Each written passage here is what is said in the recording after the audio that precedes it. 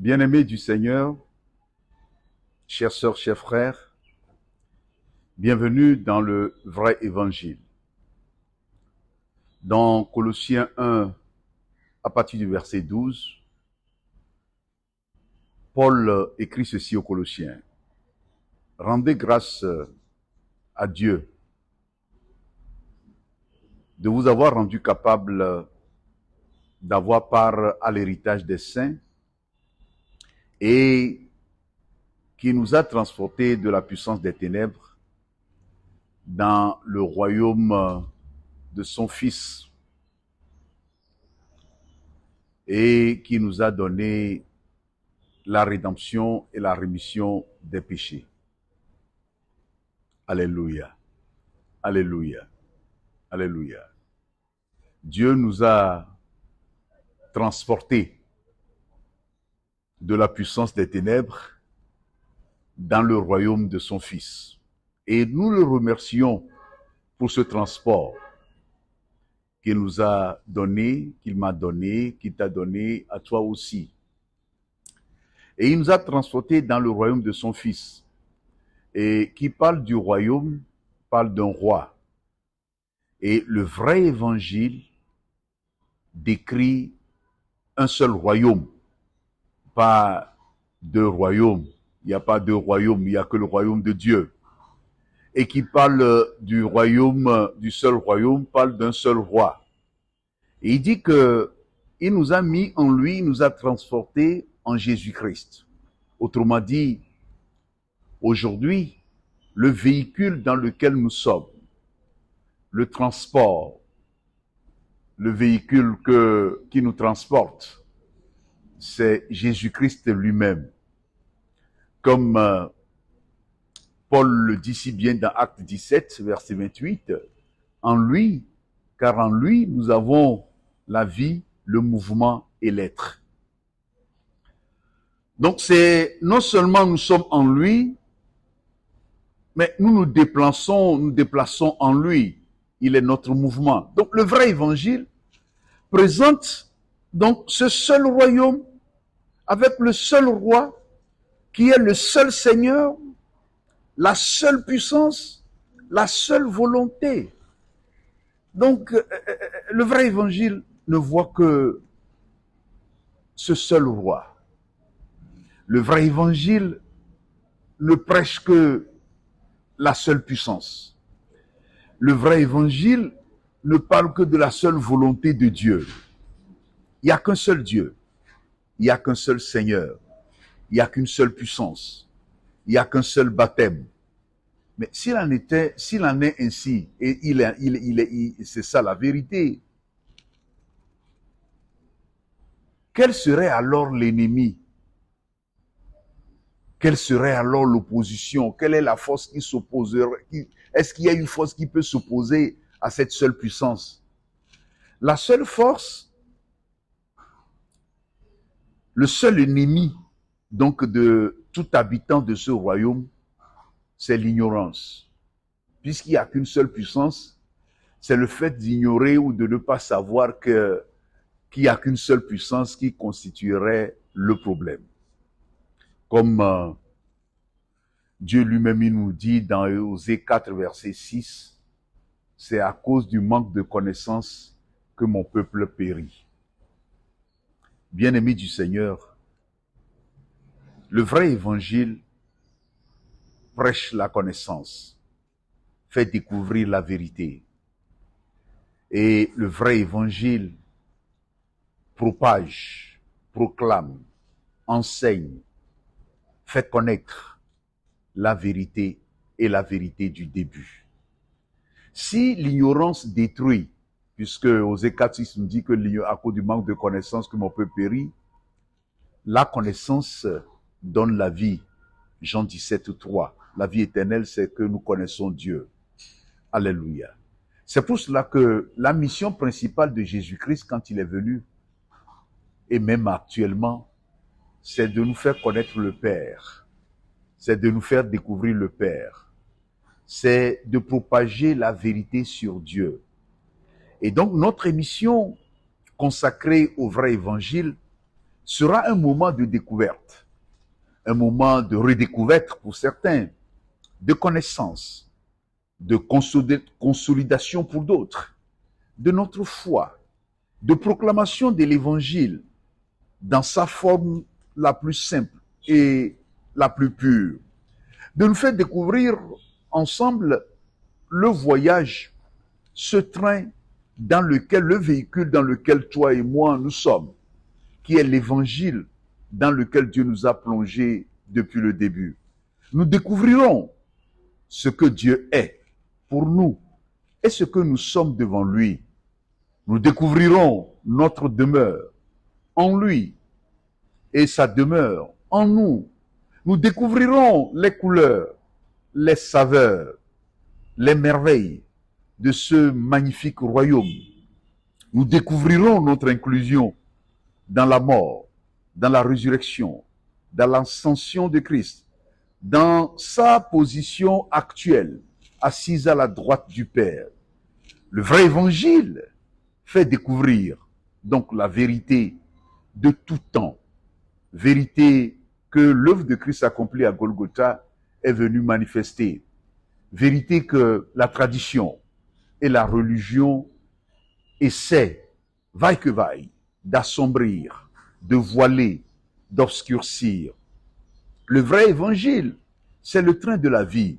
Donc, bienvenue dans le train de la vie, le train de l'espoir, le train de la paix, le train de la joie, le train du bonheur, le train du salut, le train de la grâce, le train de la gloire. Et quel est ce train? C'est Christ lui-même. En lui, nous sommes. En lui, nous nous déplaçons, dira l'apôtre Paul dans Acte 17. Mais quelle est alors la gare de départ? Où est-ce que nous sommes? Où est le lieu? Quel est le lieu de cette gare? Où se trouve cette gare? Et en quel moment nous sommes montés dans ce train? La Bible dit dans Éphésiens 1, verset 4, en lui, avant la fondation du monde, Dieu nous a élus pour qu'on soit saints et irréprochables devant lui. Donc, le train de départ, la gare de départ, là où nous sommes montés dans ce train, c'est dans la pensée de Dieu. Et ceci avant la fondation du monde. Chers amis, bien-aimés du Seigneur, oui, Dieu nous connaissait avant la fondation du monde. Nous sommes créés dans sa pensée depuis le commencement. Et c'est depuis le commencement que Dieu, lui, il nous connaissait. Et la question que nous pouvons nous poser à ce niveau est comment Dieu nous connaît-il? Quelle était cette connaissance qu'il a de moi, qu'il a de toi? Ce qu'il a dit à Jérémie dans Jérémie 1,5, avant que tu ne sois conçu dans le ventre de ta mère, moi je te connaissais et je t'ai établi prophète des nations. Comment Dieu me connaît-il? Me connaissait-il avant que je ne sois né? Comment il te connaissait avant que tu ne sois né? Dans Genèse 1,26, Dieu te montre comment il te connaît. Il dit, faisons l'homme à notre image et à notre ressemblance. Et l'homme que j'ai créé, qu'il domine sur toutes choses. C'est comme ça que Dieu nous connaissait. C'est comme ça que Dieu nous a connus avant la fondation du monde. Cette connaissance d'avance, c'est ce qu'il avait dans sa pensée, notre original, notre matrice originale. Et cette matrice originale, ce que nous étions depuis le commencement, c'est l'image et la ressemblance de Dieu. C'est ça la connaissance d'avance. C'est pour cela que Paul écrit aux Corinthiens dans Corinthiens 13, 12, que lorsque la connaissance totale viendra, tu connaîtras comme tu as été connu. Comment j'ai été connu? J'ai été connu saint et irréprochable devant Dieu. J'ai été connu l'image et la ressemblance de Dieu. C'est ce que tu es, c'est ce que je suis, c'est ce que nous sommes. Donc cette connaissance d'avance qui est le berceau de notre évangile, qui est le vrai évangile, c'est ce que toi et moi nous allons découvrir pendant tous ces temps que nous passerons ensemble. Nous allons découvrir comment Dieu, lui, il nous connaissait, ce que nous sommes en Dieu, notre véritable identité. Cette identité vraie, cette connaissance vraie qui demeure, même si les ténèbres viennent assombrir, mettre un voile sur ce que Dieu dit que nous sommes, ce que nous sommes demeure comme tel. Et donc quand les ténèbres viennent assombrir l'intelligence de l'homme, l'homme ne voit plus ce que Dieu dit de lui. Et donc le vrai évangile est un moment où nous allons proclamer, annoncer, publier, déclarer ce que Dieu dit de toi, ce que Dieu dit de moi, ce que nous sommes, ce que nous avons toujours été, avant que les ténèbres ne viennent mettre un voile, ce voile qui disparaît par l'œuvre de Christ accomplie à Golgotha. Et donc quand Jésus-Christ est venu, il est venu, cher ami, pour enlever le voile, pour enlever le voile sur notre intelligence, sur notre manière de nous percevoir, sur notre manière de percevoir Dieu. Quand Dieu créa Adam et Ève dans le jardin d'Éden, il les a créés à son image et à sa ressemblance. Mais quand les ténèbres sont venues assombrir leur perception, ils ne se sont plus vus l'image de Dieu et ils n'ont plus vu Dieu tel qu'il est, tel qu'il a toujours été. Et ils sont allés dans Genèse 3:8 se cacher derrière un arbre, tout comme si quelqu'un pourrait se cacher de Dieu qui est partout en même temps. Et ils ont ignoré l'image qu'ils ont toujours été, l'image de Dieu qu'ils ont toujours été. Ils ont ignoré la ressemblance de Dieu qu'ils ont toujours eue. Ils ont ignoré la domination qu'ils avaient sur toute chose. Bien-aimés du Seigneur, l'heure de la métanoïa est venue. Je veux dire, l'heure de la véritable connaissance est là. J'aimerais plutôt dire, l'heure du vrai évangile est là, où nous allons ensemble découvrir qui nous sommes, ce que nous sommes venus faire ici, ce que nous représentons dans nos sociétés, ce que nous représentons dans le monde, et surtout la relation qu'il y a entre Dieu et nous. Et ça, c'est le vrai évangile. Et donc, si la gare de départ, c'est la pensée de Dieu, c'est de cette pensée que nous avons été créés, c'est dans cette pensée que nous avons été créés. Et si notre vie actuelle se déroule dans le véhicule, dans le train de la vie qui est Christ, où allons-nous? Quelle est notre destination? Où va ce train de la vie? Quelle est la ville d'arrivée, la gare d'arrivée? C'est encore lui. S'il est alpha, c'est lui encore notre oméga. C'est vers lui notre destination finale. Dans Hébreux 12:2, la Bible dit que c'est lui, le consommateur de notre foi. Nos yeux sont fixés vers lui. C'est vers lui où nous allons. Et donc, celui qui rencontre Jésus-Christ, il est arrivé. Dès que tu le découvres, dès que tu l'as rencontré, tu es arrivé à la gare.